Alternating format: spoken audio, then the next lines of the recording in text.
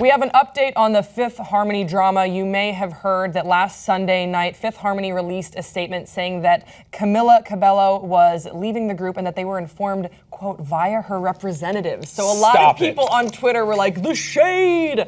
But Cabello actually released a statement for herself. She says, and there's a lot to this, but I'm just going to read you the chunk and just the juicy drama part of it, because actually they both are sort of respectful. They love their fans. Well, no, they're not respectful, but they do say they love their fans. This has been a good journey. We don't want to leave you. I wish you the best, blah, blah, blah. But the shade comes into the sections I'm going to read to you right now. Shade. So Camila says, quote, I was shocked to read the statement the Fifth Harmony account posted without my knowing. The girls were aware of my feelings through the long, much-needed conversations about the future that we had during tour. Saying that they were just informed through my representatives that I was leaving the group is simply not true. Just like the other girls said in their statement about their plans, I had also planned to continue with my own solo endeavors in the new year, but I did not intend to end things with Fifth Harmony this way. Bam. So you would think that that would be it, because Fifth Harmony released a statement that Camila was out, and then Camila said, no, this is what really happened. But no, it actually escalated even more. So Fifth Harmony released another statement. I want to see where they released this on. Grace has been following this very closely. Like, you guys, maybe a little too closely, obviously. It's not weird. It's not weird if you're a fan. At all. It's not weird. Look, so then Fifth Harmony, now I guess Fourth Harmony, which doesn't make a lot of sense. Damn. Yeah, I know, it's weird. Released a statement, and they say, this is the unedited version because the harmonizers deserve to know exactly what happened with Camila. They say, quote, we have spent the past year and a half since her initial solo endeavor trying to communicate to her and her team all of the reasons why we felt Fifth Harmony deserved at least one more album of her time. And this was posted on Twitter. I just found that. In mid-November, we were informed via her manager that Camila was leaving the group, ...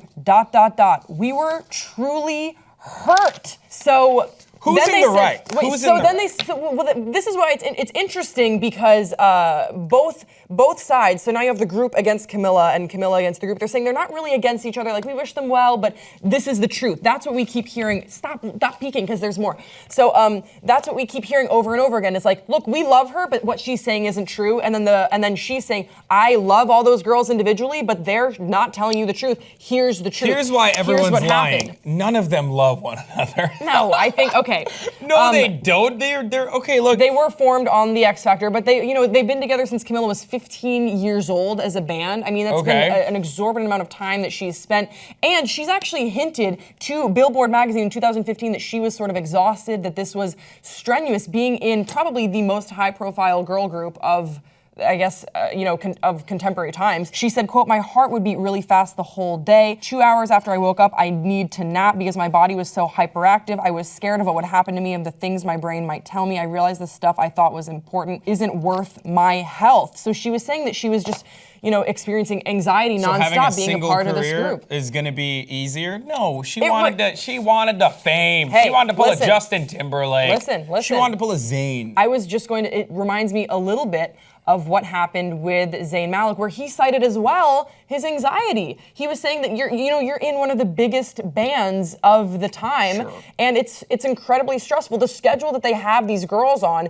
is, completely outlandish. Lauren in the band has said the exact same thing as well, where she's just saying that they're going nonstop. She even equated them to, quote, literal slaves. I'm just saying, there's not a single band member that was in the fringes of the band that has been successful after the main person usually leaves first. Well, and in the instance with Zayn Malik, it was a strategic decision, and it was the right strategic decision, because Harry Styles was the front runner, and Zayn was like the lovable brown man that everyone appreciated, and me and Amir have a special infatuation with Zayn for that specific reason, because brown people can be sexual idols as well now, and that's, more power to that, but let's get away from that for a second. Sorry.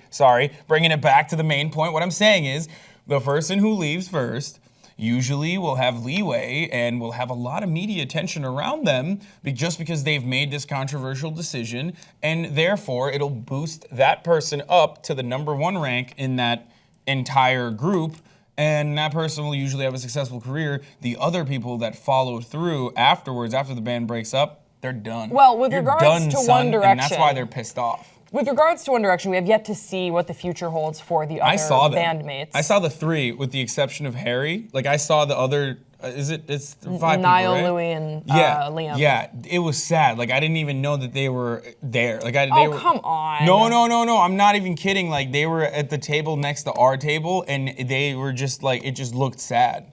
I'm sure that that's a projection. I'm sure they weren't sad.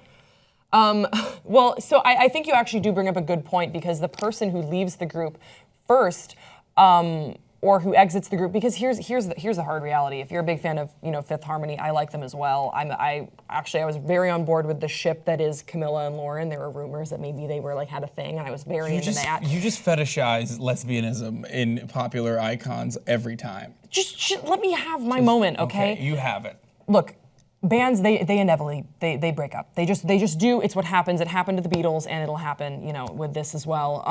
And I think that the first one to go, there is a certain sort of a mystique surrounding why they left, and there is a little bit of an interest, a heightened interest into what her project will be. Why did she leave the group? Oh, let's make sure we listen to the single. Was it worth it? Let's talk about it. It's an item of discussion now. Exactly. Now, what I will say about teen bands breaking up, because I know it's hard, but you don't want them to stay together. I know you think that you want them to stay together, but you don't, because then they need to grow. And sometimes the growing pains suck, and it's terrible, and it can really break apart, but time heals all wounds.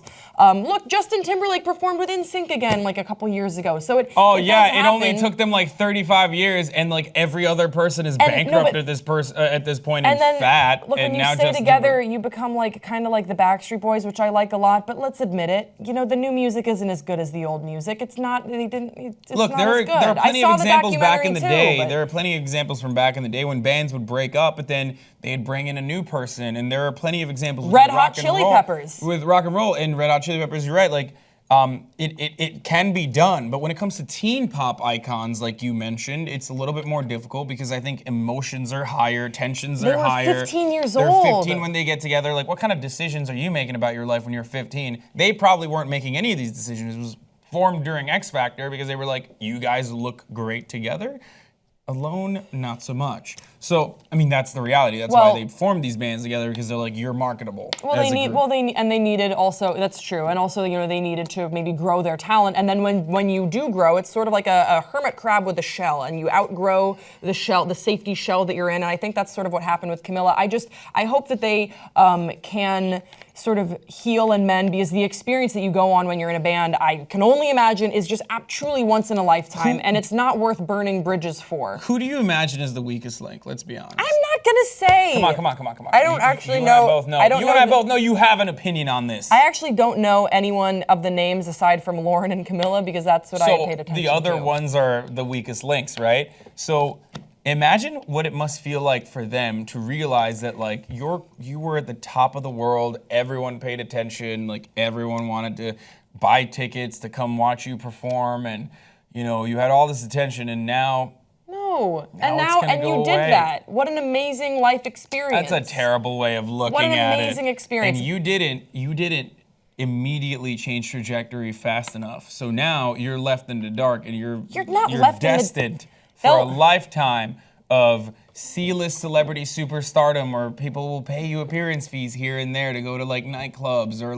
product launches, and then you'll have a big Instagram. Look, you have to be sensitive, because a lot of fans are going to be watching this of the band, and go easy, okay? I'm just saying. Because it's a hard time when it's your favorite band. It is a hard time, and I'm describing exactly how hard. So if you guys are a real fan, do the reality later. You don't need a reality check now. If you guys are real fans, hit those other 3 people up that even Grace doesn't fucking know the names of. If you're a real fan of Fifth Harmony, you hit those people up and you say, we love you, we're here for you. I'm gonna fucking look up their names right now. Yeah, look up their names. Give them the justice. Tell me the names, Grace. Allie Brooke, Dinah Jane Hansen, and Normani Corday. Wow, you can't even say the last one's name right. She's cut. She's the most cut. You know what? Hey. Guys, we want to hear from you. Right. We want to hear from you in the comment section below. What is your favorite teen band of all time? Do you remember how you felt when they broke up? I know this sucks. I'm trying to be empathetic. I'm trying to be there for you guys, okay? Let's talk about it in the comment section below. Don't forget to subscribe to this channel, and Hasan and I will see you next time on Pop Trigger.